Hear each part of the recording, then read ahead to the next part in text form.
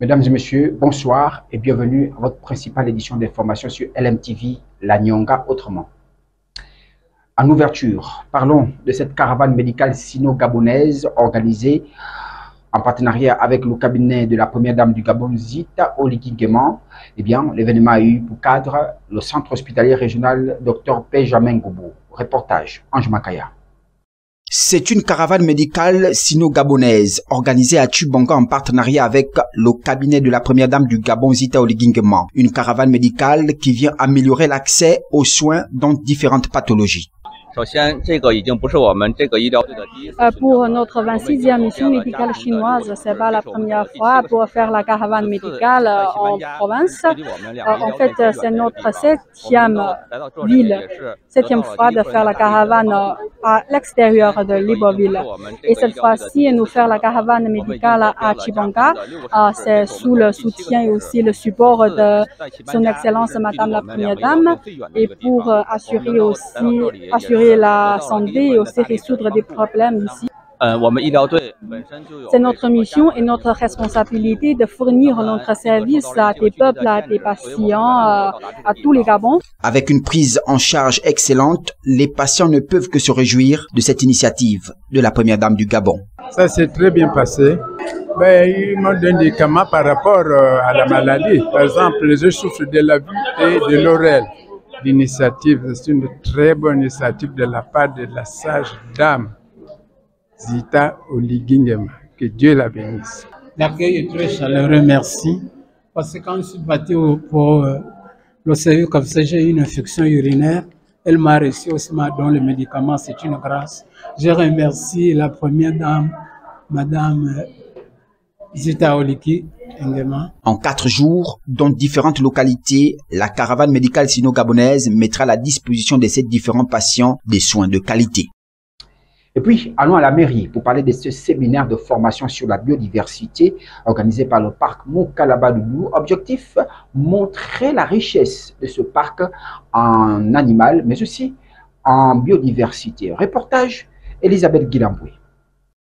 Le parc national Moukalaba-Doudou a organisé à la mairie de Tchibonga un séminaire réunissant autorités, experts et populations locales. Objectif, présenter la richesse de la biodiversité du parc et réfléchir à sa gestion durable ainsi qu'à sa conservation.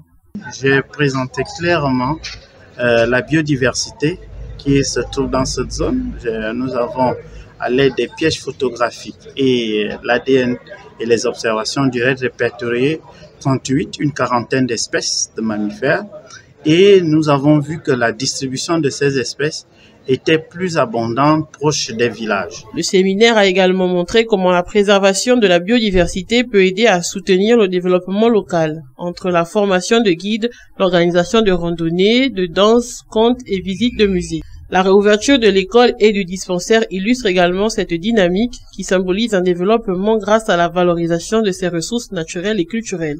Et ma communication portait sur les activités de recherche scientifique pour le développement local, associant la conservation de la biodiversité et le développement local au village d'Oussala. Et dans ces activités de recherche scientifique, la dynamique locale des populations à se prendre en charge en matière de développement dans un contexte où la conservation entraîne beaucoup de restrictions. Le conflit homme-faune ralentit la production des plantations dans les villages. Valoriser sa biodiversité tout en soutenant la vie communautaire, ce séminaire avait pour but de démontrer qu'il est possible d'allier conservation et développement. Le journal se poursuit. Cette fois, parlons des journées portes ouvertes au parc Moukalaba-Doudou qui viennent de s'achever. Les journées ont été marquées par les crosses, football. Mais cette fois, nous vous amenons au cœur même des jeux d'hiver comme Scrabble, jeux de choc et pourquoi pas les jeux de Ludo. Reportage, Ange Makaya. Course au sac, jeux de Ludo, de billard, de Scrabble et bien d'autres jeux d'hiver au bénéfice des enfants à l'occasion de la journée porte ouverte organisée par le parc Moukalaba-Doudou. Ce jeu de sac consiste à faire courir les enfants avec le sac. L'objectif c'est de quitter du point A au point B en gardant le sac. Donc à l'arrivée, le premier a un prix. Donc une fois que l'enfant met le cerceau dans le jus, il remporte la bouteille de jus. C'est le concours de dessin. Et nous avons besoin d'un premier, deuxième et troisième. Sur tous les candidats qui vont y participer, nous avons besoin que de 3 premiers. Le premier se verra d'une enveloppe de 25 000 francs CFA, le deuxième 15 000 francs et le troisième une enveloppe de 10 000 francs. Cette journée porte ouverte vise donc à finir en beauté cette saison de vacances, mais surtout rendre un hommage particulier à Wilfried Lukaga, ancien éco-garde décédé en février dernier. On parle encore des difficultés que rencontre le district de Ndengilila. En rappel, vous le savez, manque d'eau, manque d'électricité, une situation que condamne les populations de cette partie du département de Mougouti. Suivant ce reportage. À Bibora, l'enlogement de l'école publique a été entièrement reconstruit grâce au fonds spécial du président de la République. Ces nouveaux bâtiments, destinés aux enseignants, viennent améliorer leurs conditions de vie et de travail. Les enseignants avaient beaucoup de problèmes. Regardez l'ancien bâtiment là, 2 enseignants ou 3 enseignants, c'était pas normal. Alors que nous venons de recevoir un nouveau bijou, que je peux qualifier ça, un nouveau bijou, en tout cas ça règle quand même la situation des enseignants. C'est l'entretien de ce bâtiment. Il doit entretenir ce bâtiment, parce que c'est de l'argent, hein, c'est de l'argent. Il ne peut pas venir salir ou rester dans ce bâtiment en désordre, non. En tout cas, il doit entretenir ce bâtiment. Alors, à part ce bâtiment, qu'est-ce qu'il vous faut alors? Qu'est-ce qu'il vous faut d'autre dans ce village? Bon, à part le bâtiment, il nous faut une pompe à eau, il nous faut l'électricité. Parce que nous avons des appareils.